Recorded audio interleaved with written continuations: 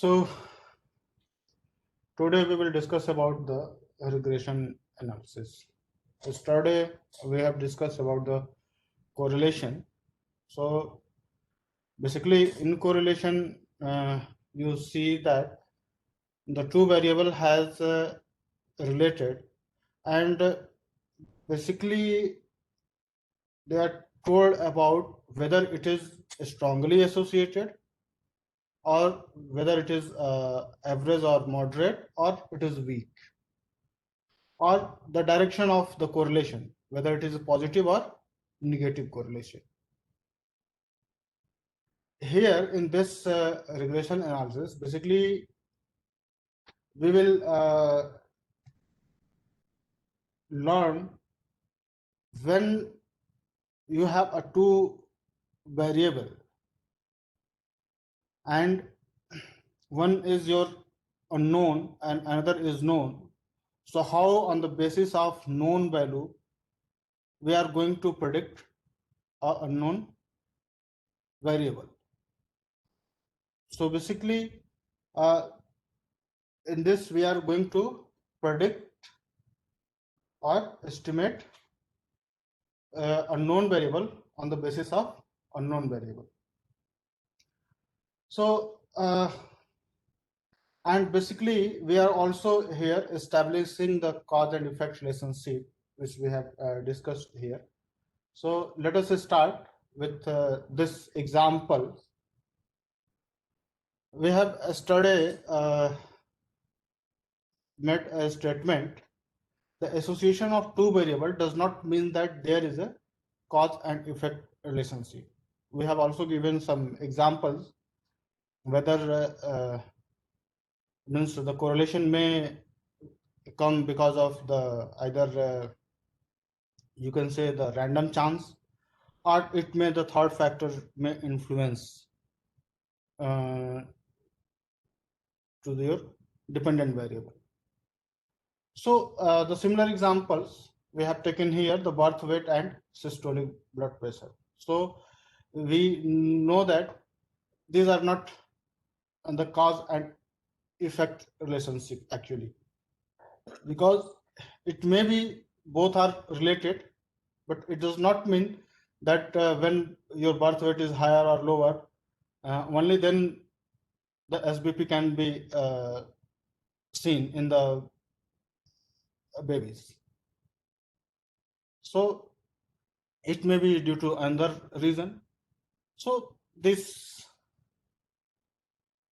now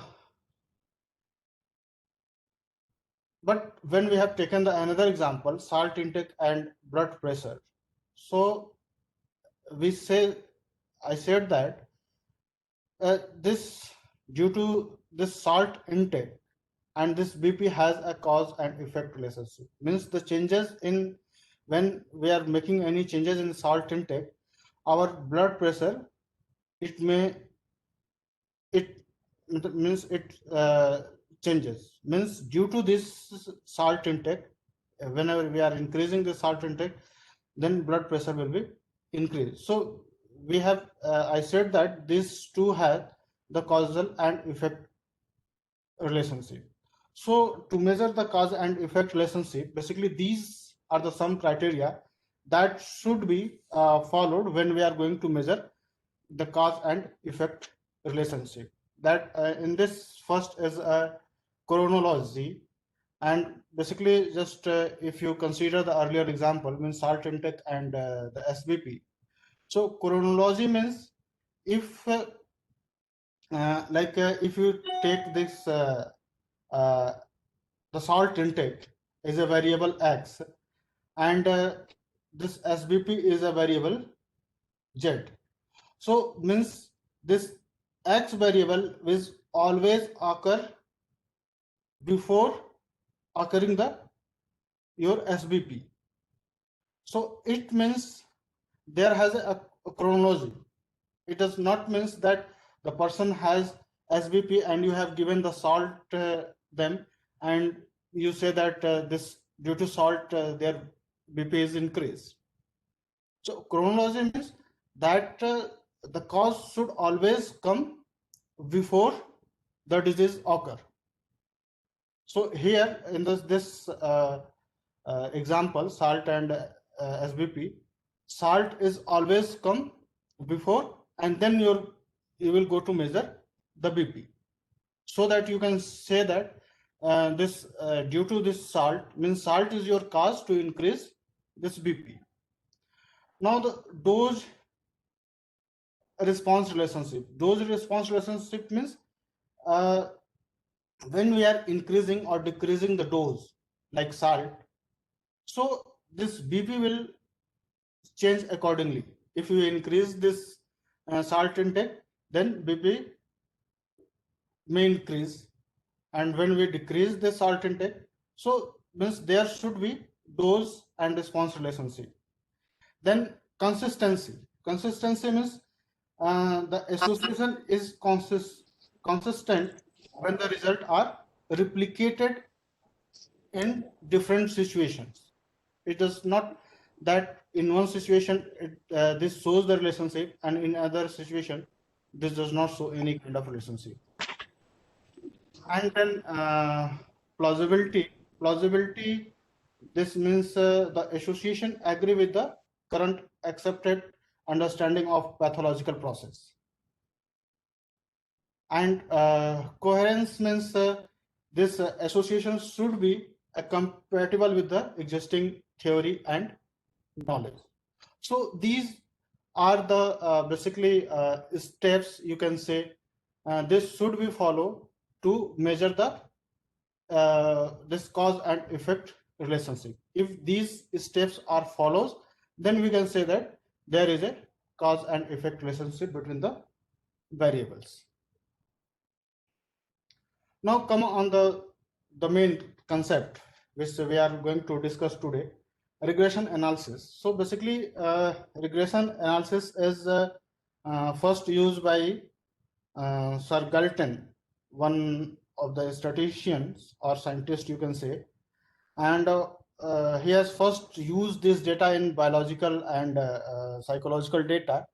And what basically he did, he measures the height of the father and the height of the son. And what he found that the average height of the taller father, means the height of the son of the taller father is taller, but as compared to their father, their height is shorter. But the father which have shorter height, so their son height is, average height of their son is greater than as compared to them. So he actually concluded that the taller father have the taller son, and the shorter father have shorter father. It's a shorter son. So basically, he established a mathematical relationship to measure this relationship. He established a mathematical relationship to measure this, means on the basis of if the sun height is there, so on the basis of that sun height, he is predicted the height of the father. And if the father height is given, so then on the basis of that, he predicted the height for the son. So basically, he gives a mathematical relationship to measure this this relationship.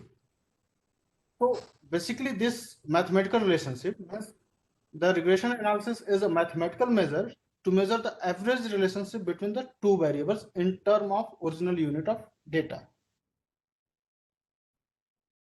So regression analysis, this is some definitions you can say, like regression analysis is a very powerful tool in the field of statistical analysis in predicting the value of one variable giving the value of the another variable when those variables are related to each other.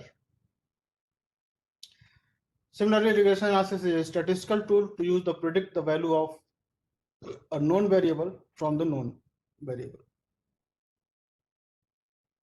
The another examples is another definition is regression analysis helps one understand how the value of the dependent variable changes when the value of the independent variable are changes. So I will see you how actually these are related to a mathematical function. So why basically the principal purpose of building the regression model? So basically to build a predictive model. For example, we have taken in a situation in which the age and gender are used to predict the normal value of values in lung size or BMI. So what is the meaning of this? The meaning of this is suppose on the basis of this age and gender, you have made a model and you have predicted the lung size for the given age and gender. So it means whenever you will see this the criteria of age and means on the basis of whenever you are seeing the patient on the basis of that by using that model you if you know this their age and gender you can predict their lung size. So we do not have required to measure every time their lung size clinically. If you have made a good model, then by using these two we can predict. So just we have taken example, not we are going to measure only on that basis.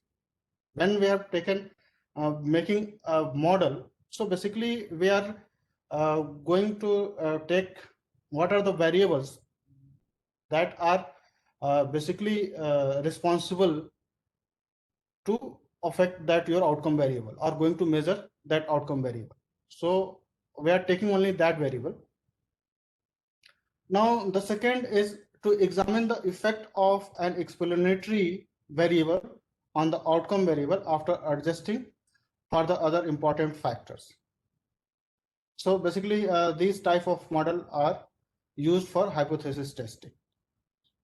Actually sometimes we are collecting so many of variables, but for a model building we does not have required all the variables. So in that case we are adjusting some of the in which we are saying the confounding factors. So basically we are adjusting these variable and after adjusting this we are making a final model.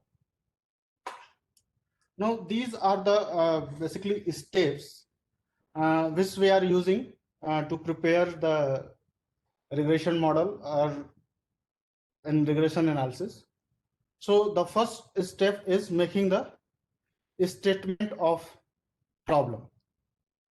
So whenever we are planning any research or we are going to do any study, so our first thing which come in our mind that we have to what we are going to investigate or what problem we are going to tackle.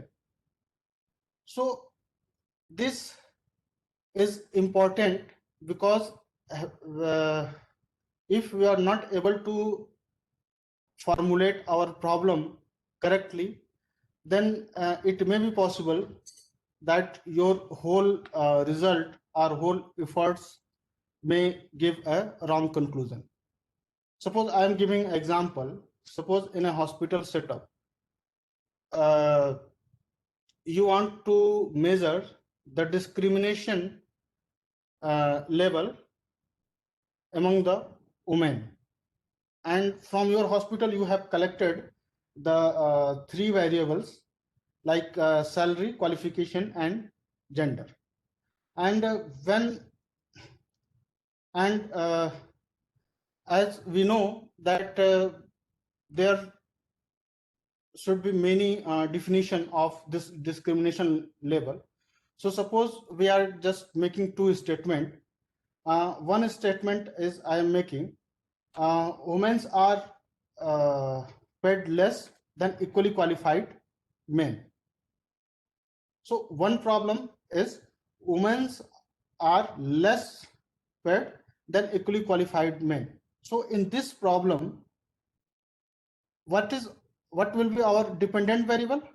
Our dependent variable will be salary, and our independent variable will be that qualification and gender. But suppose if we are going to measure discriminant, but we are formulating this problem with another way. Like women are more qualified than equally paid men. So what will be the dependent variable in this? Your qualification will be dependent variable and rest will be your independent variable. So whenever, basically what I want to say, whenever we are making or going to make our problem statement, so we should very clear what will be our dependent variable and what will be our independent variable. And so basically this we are doing in the second step, selection of potentially relevant variable. So here in the second step, the first step when we have made our problem, in the second step we should very clear about the our variables, means what will be our dependent variable and what will be our dependent variable. And once we have clear about our dependent and independent variable, then we go for the data collection. And in the data collection, there are basically, as you know, there are two types of data, qualitative and quantitative. So and there should be two approach. One should be experimental, and one should be go through some survey method. So by these two way we can collect our data. Now the model specification. Model specification means we are making a relationship basically between our the variables which we have collected to solve our problem. So on the basis of basically our objective, we are just making a relationship between our dependent variable with your independent variable. So once we have made this relationship, then choice of fitting method. Choice of fitting method means by which method we are going to estimate the parameter involved in the model. The model which we have prepared here in this step, model specification. So by which method we are going to estimate the parameter involved in this model. So basically in this regression analysis, we are using method of least square technique to estimate the parameters. Now the another step is model fitting. In the model fitting, basically we are estimating this unknown parameters, and then by using the data which we have collected, we are estimating these model values. And then we are in the next step we are looking their validation, and means the model which we have built, we are making on the basis of existing theory, we are validating them whether it is a good model or it is not good, and we are making some criticism on that.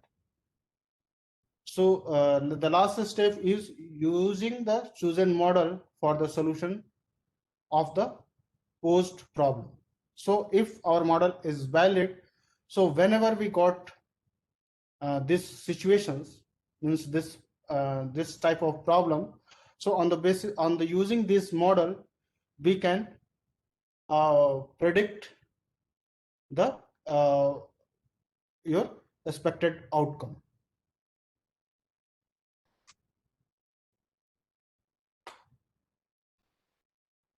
Now, so before making our model, first you can go through this graph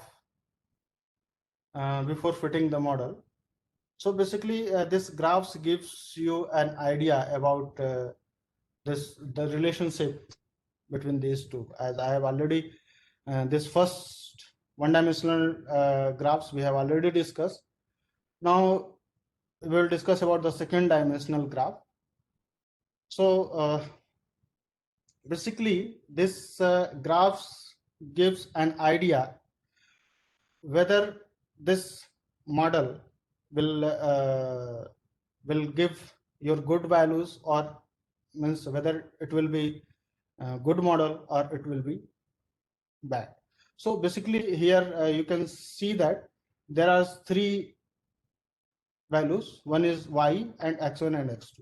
So this y is your dependent variable, and x1 and x2, these are the two independent variable. So basically when we have plot this scatter plot, this y versus x1, so this gives a picture like this. Means all the points are very scattered, looking very scattered. You can see that they are, this is the r values. Means the correlation of this is very weak, 0.002. Similarly, if you have plot y versus x2, you can say that this is also scattered.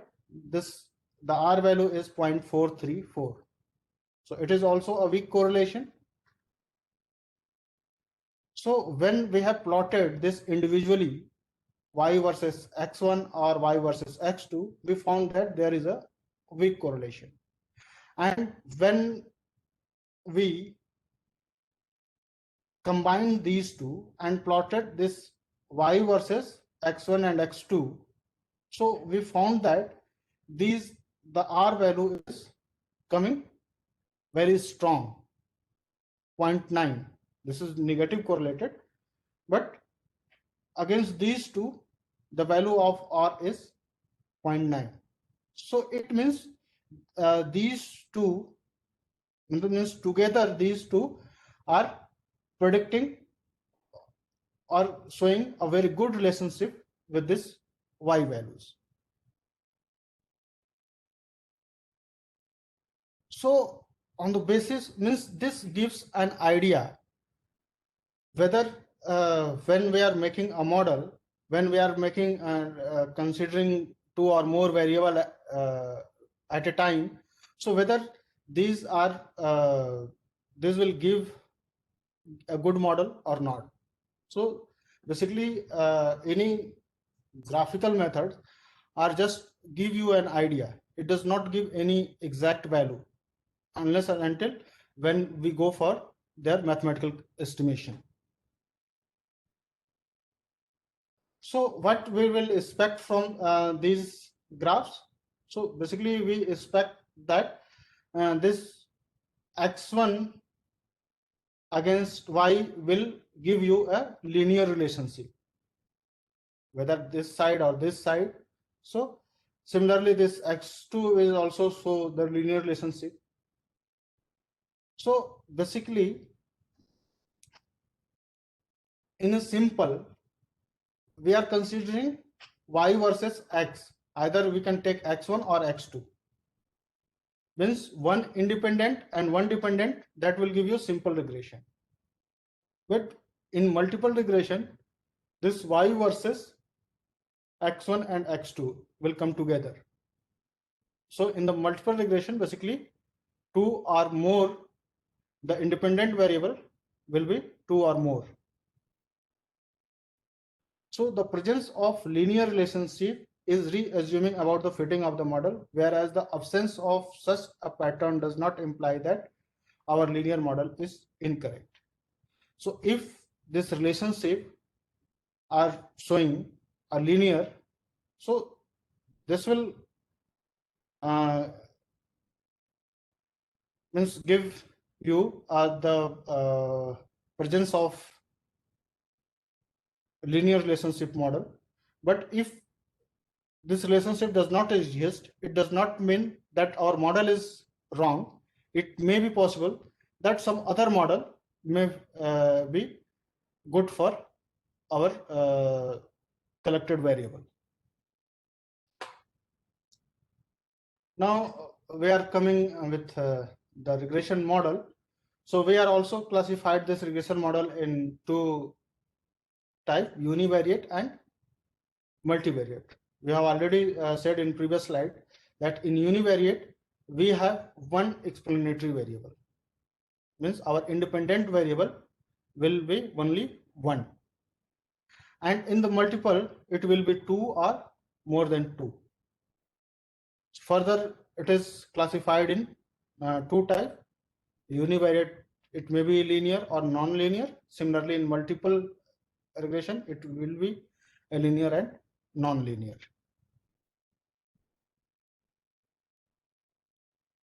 So this is the basically our univariate linear regression model. This y is equal to beta naught plus beta 1 x1 plus epsilon.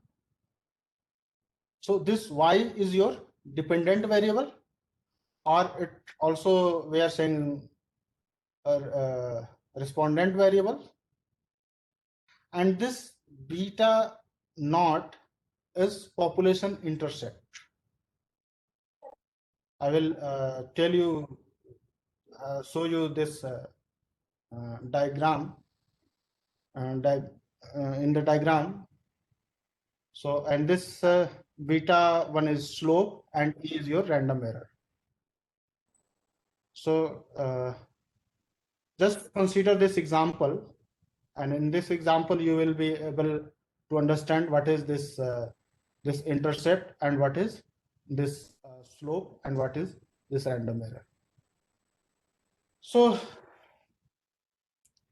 if you can remember the equation of the straight line that we are read in high school mathematics. So the formula of a straight line is y is equal to mx plus c. So similar formula we have written here in this format. Y is equal to beta naught plus beta 1 x. So here we have two variable y and x. X is our independent and this is our dependent. Suppose we have taken here a problem. Suppose that the changes in systolic blood pressure are caused by changes in body mass index, and these two variables are related in such a way that SBP equals to 110 plus 3/4 times of BMI. So we have written this same in this equation form. We have taken this SBP is equal to 110 plus, and we have this written in the 0.75 into BMI. So actually this equation gives you, this gives you the variation in this SBP depends on the variation on this BMI. Means if BMI will change, whether it will decrease or increase, like if you take some values like 10, 20, so accordingly your SBP will change.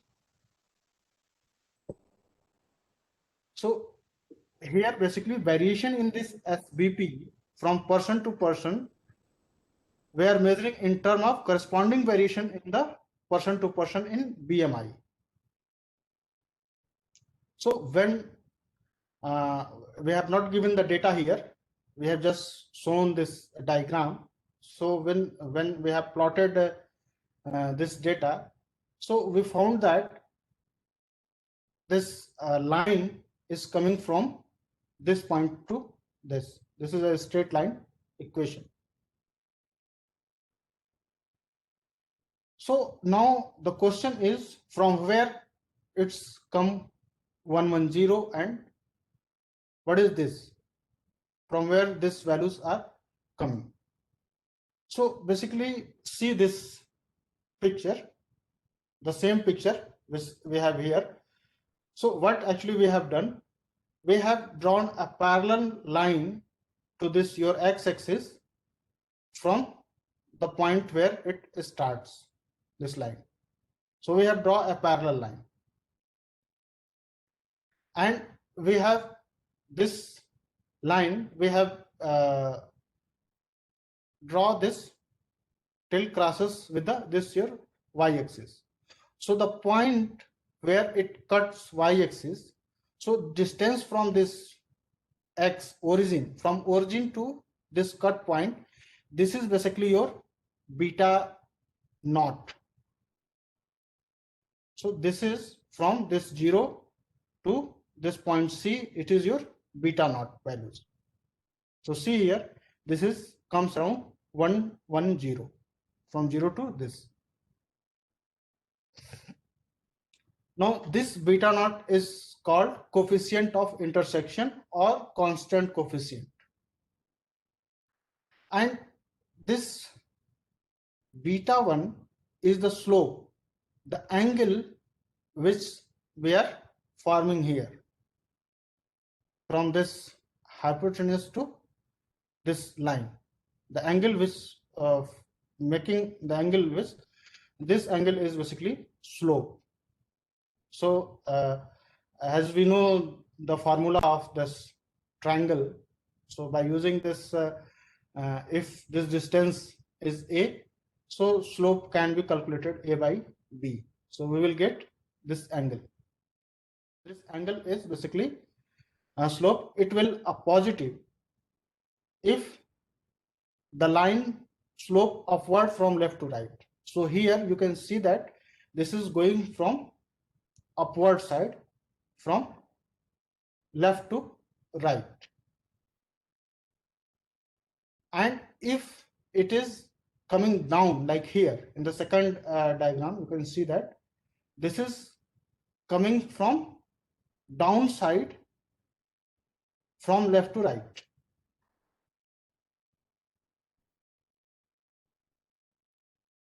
So the angle which will form here, it will be your beta naught. When you draw this straight line from here and this, so the angle which will form here, that will be your beta 1. Here this will be your beta 1. So in this case your beta 1 will be negative, and in this case it will be positive. Now come on linear regression model. So when we are using this model, basically we should follow some assumptions. So we have taken here an example which we have already discussed in the previous class. So in this example, suppose that we believe that there is a causal relationship between the mother weight and baby weight, mother weight and baby weight. That is, a variation in mother weight causes a variation in the birth weight. If we want to investigate the nature of relationship between then we need to these three things. Three things means these are the assumptions of the linear regression model. So what are these assumptions? These assumptions are that make sure that this relationship between these two should be a linear relationship, and find a way to determine the equation linking the variables. So our variable is here mother weight and birth weight. So find the way to determine the equation linking the variable,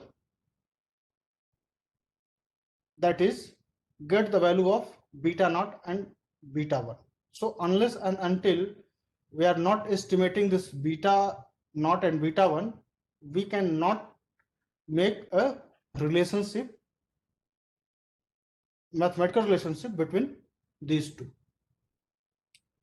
So if this relationship is statistically significant, then we can say that it present in the population. Means the model which we have made here, that may be applicable to the any other population also. So first we have to follow these assumptions. The first assumption is there should be a linear relationship between these two, and we should estimate this beta naught and beta 1. Now the question is how we are going to estimate this beta naught and beta 1. So here we have written this problem in the equation form. So our regression or equation we have written in the form of equation of a straight line. So birth weight is equal to beta naught plus beta 1 into mother weight. So this is our basically model. This we have written in the form of equations. This is our model. So in this model, this your outcome variable, that is birth weight, that should be in metric continuous. This will be your right hand side will be this will be your outcome variable, and this should be in metric continuous variable. And this the mother weight here, this is your independent variable, or you can say covariate, exposure, or independent variable, and that may be any kind. Means it may be a nominal variable, ordinal variable, or a metric variable. So this variable, it may take any kind of values. Suppose for the time being, suppose if you have we get this beta naught is equal to 1950 and beta 1 is 17.1 into mother weight. So what actually the interpretation, or what is the meaning of this? So for this example, we have just considered, if suppose the weight of mother is 40. So if you put here, 70 kg. So if you put here the 70 kg, you will get this birth weight. So what actually this will give you? This will give you the mean birth weight for all those babies whose mother weight is 70 kg. So now you will get different values for different weight, but all those mother we are coming a similar weight, you will get the same birth weight value in this model.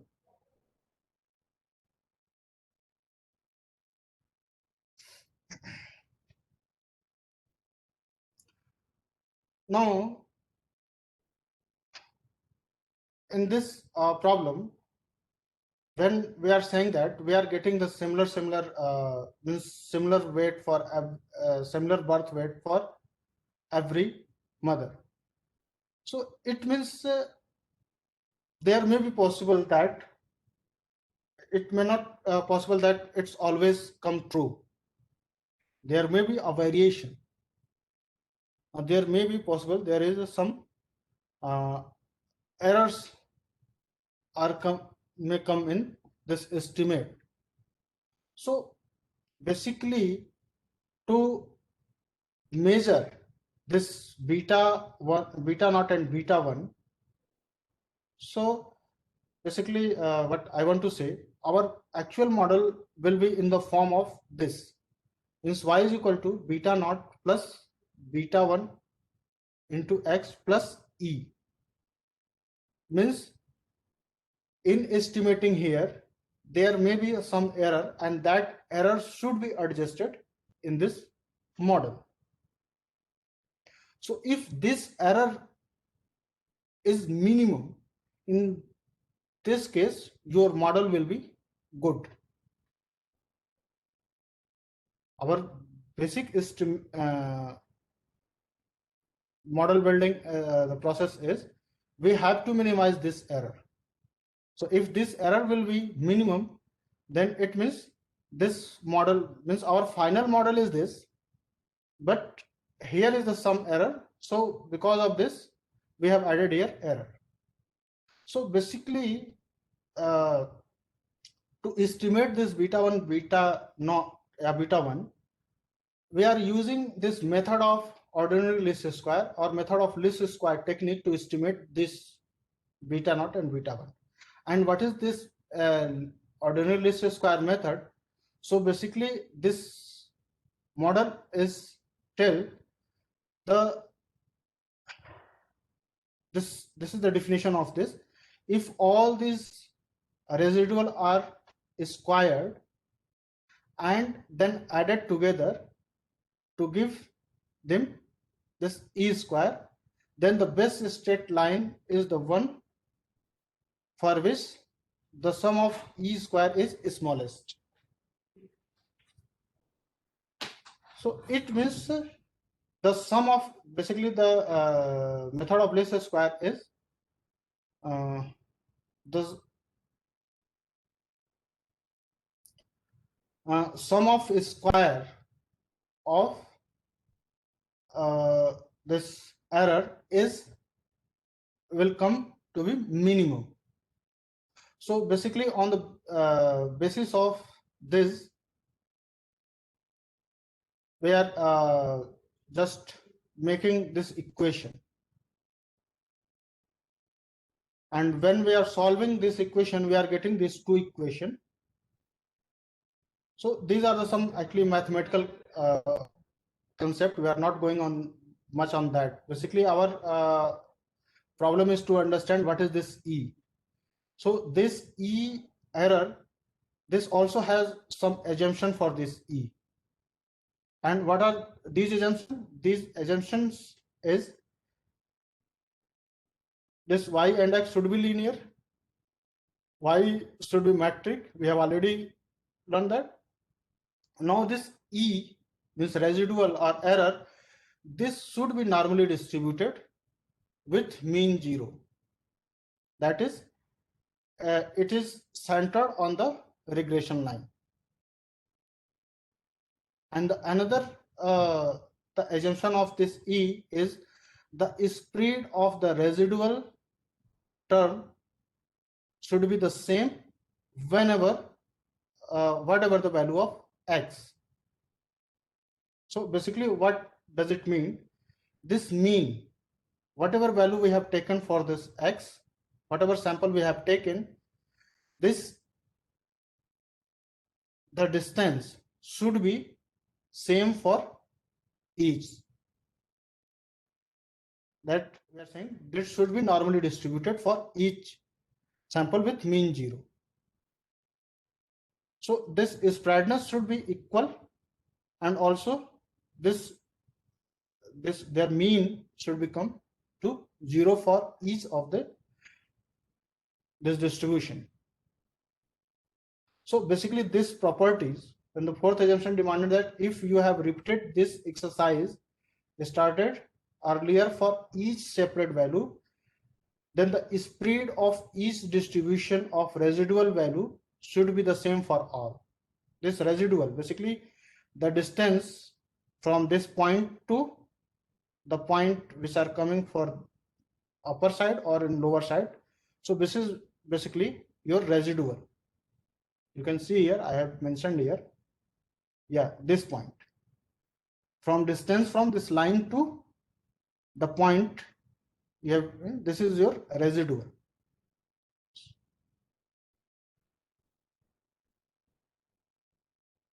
So this properties, when the spread of the for all values, it's same.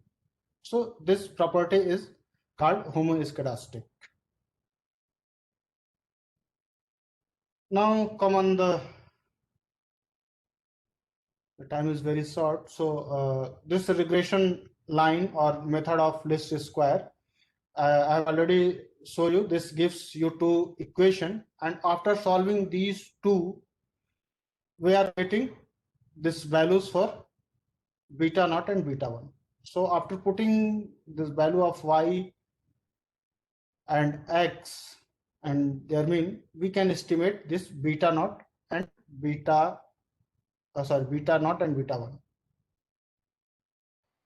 And when we are talking about the regression equation of y on x, basically, as we have given the first example, the height of the father and height of the son. So it means for each means height of the son, we will get the height of the father, and for each height of the father, we will get height of the son. Means we are getting values in pair. So this means we are getting, when we will plot this on in a paper, we will get two lines.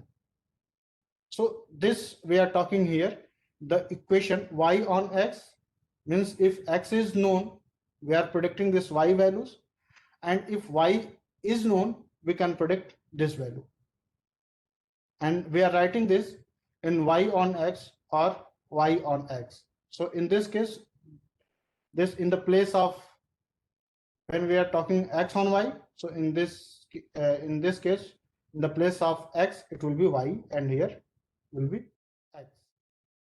And similarly, the estimate means formula for this will be changed. Now here we have taken example. We have already discussed this example in the previous class. So here we have the gestation period in weeks of the 20s babies and their birth weight. So when we have estimated for linear regression model, so in the SPSS, we are getting this model, means this output. So first output is the model summary.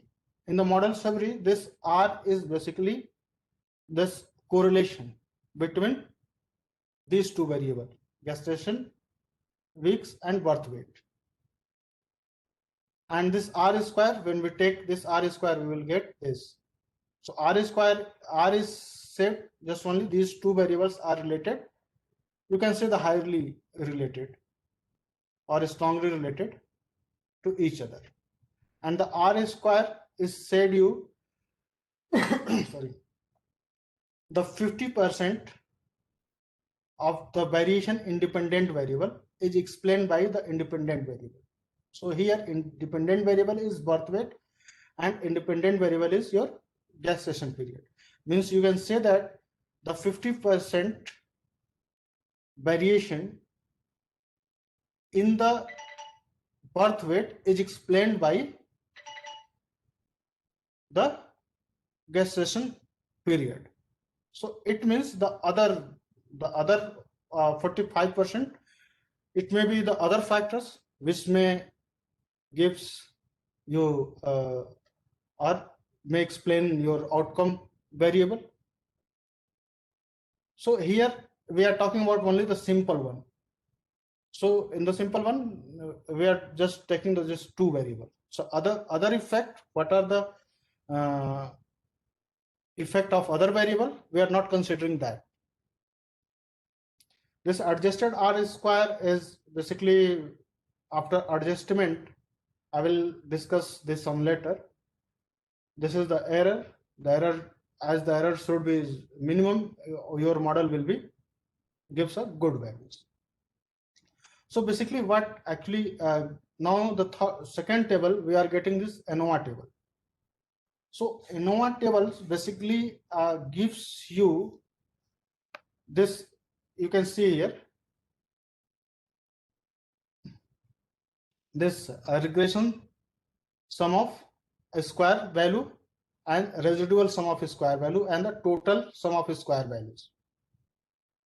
So basically the equation which we have discussed here and earlier, this equation you can say, so this equation, this is the total variation, means y is your total variation, and then regression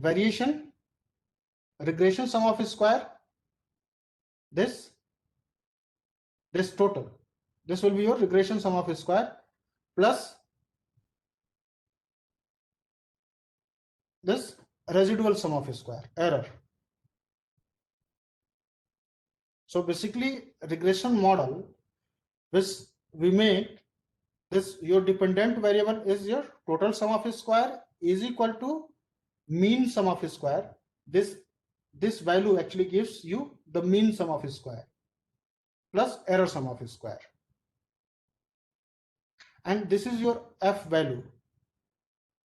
I think Dr. Anup had discussed this f. What is f test? So f test, basically we are getting this regression mean square divided by the residual mean square. You will get this f, and this is their p value. So here the p value is basically saying our model is good for, or our model is significant predictor of the dependent variable. Now this is our final table which we got. So here in this equation which we have written, y is equal to beta naught x, beta 1 x. So here in the unstandardized coefficient, so this you can see here the gestation period in weeks. So this b is basically is your beta 1 for this gestation period, and this constant is basically your beta naught. So SPSS is estimating this automatically. We do not have go on that mathematical process. So whenever we will run this simple regression, we will get the estimate of beta naught and beta 1. So now you can write this in the form of equation. So this will be your in this format, like birth weight is equal to this constant. So in this place of constant, it will be minus 657.688 plus 82.744 into this gestation period. So this will be your model. And how we will make interpretation for this model? The interpretation will be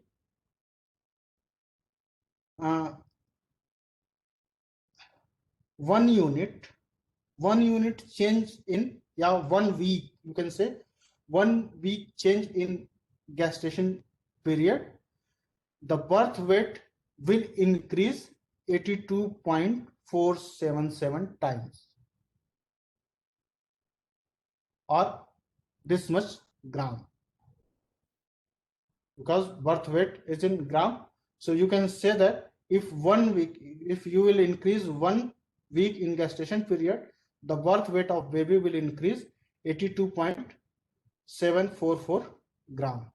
If you will increase 2 unit, so 2 into this much unit will increase in birth weight. And when the gestation period will be 0, so this birth weight is equal to this minus 657.688. So this is the interpretation of your regression model. So in the interpretation of regression coefficient is, if beta 1 is known as this is a regression coefficient for y on x,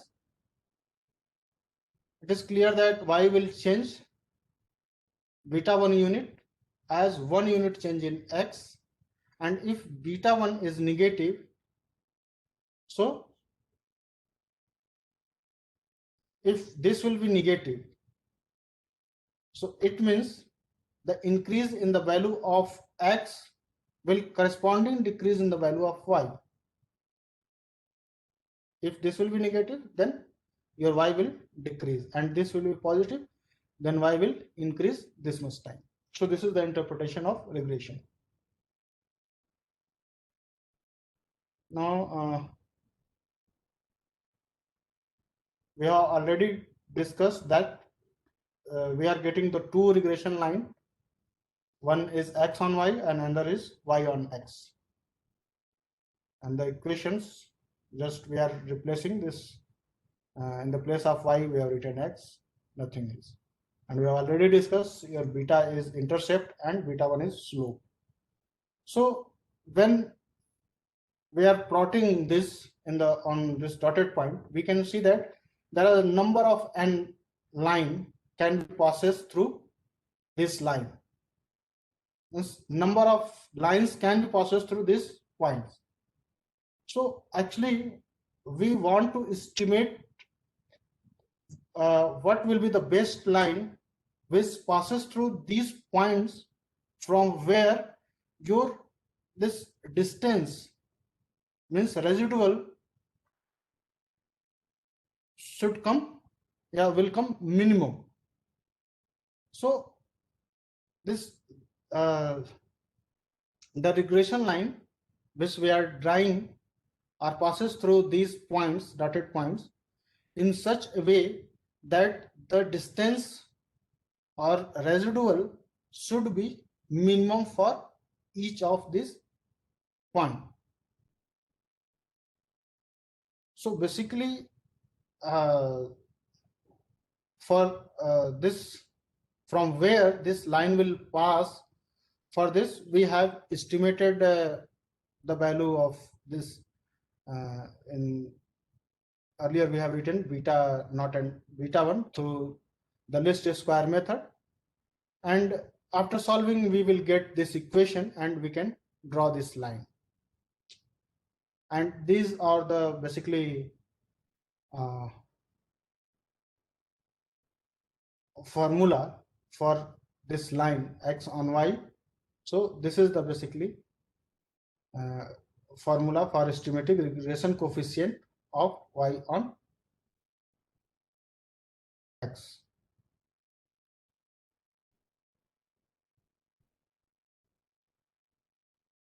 So basically this will, SPSS gives already the confidence interval for this. So it means you can take the 95% confidence interval. So this can be discussed in the practical class. Will not go.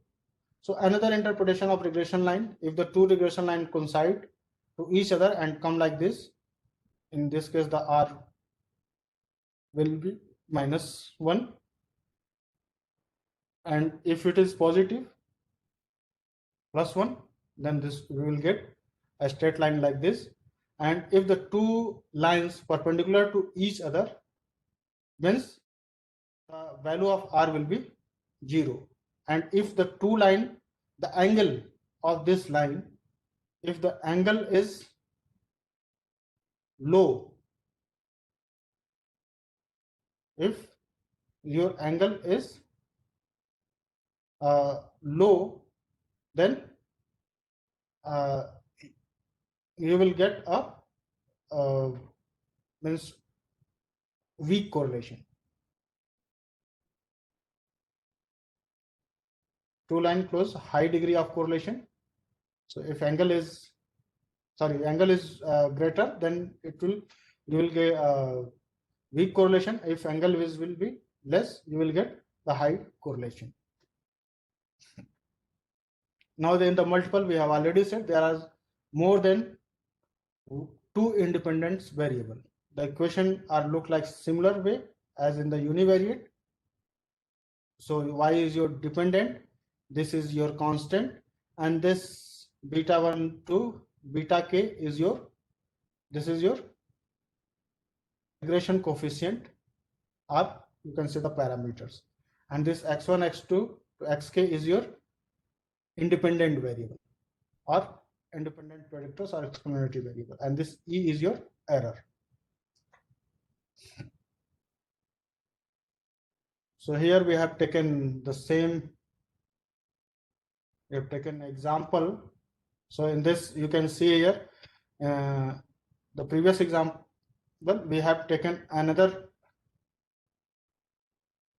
mother, oh sorry, we have written 2 times, actually this is wrong, I will correct it.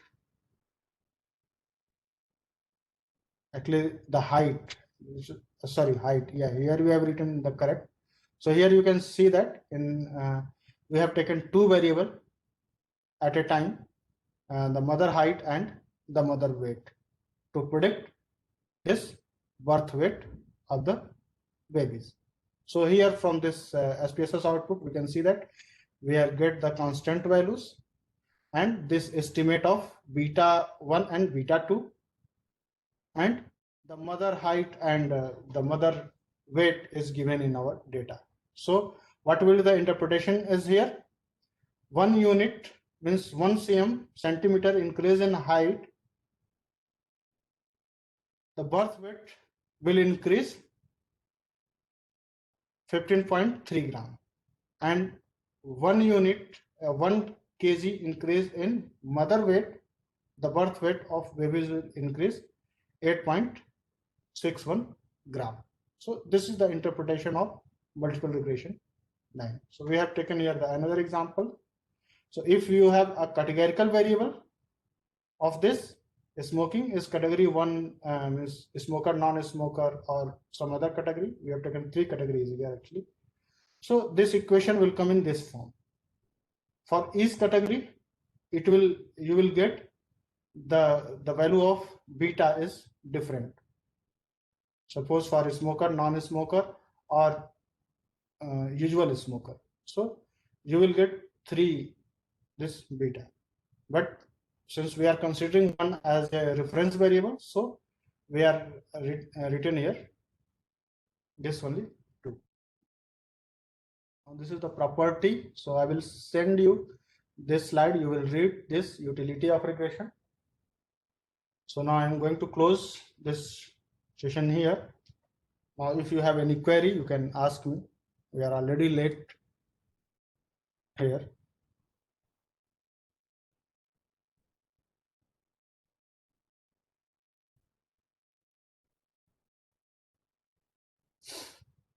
So now thank you to all of you. Now Dr. Prabhakar Mishra will take the practical session on that. So I'm just going to close this. So thank you.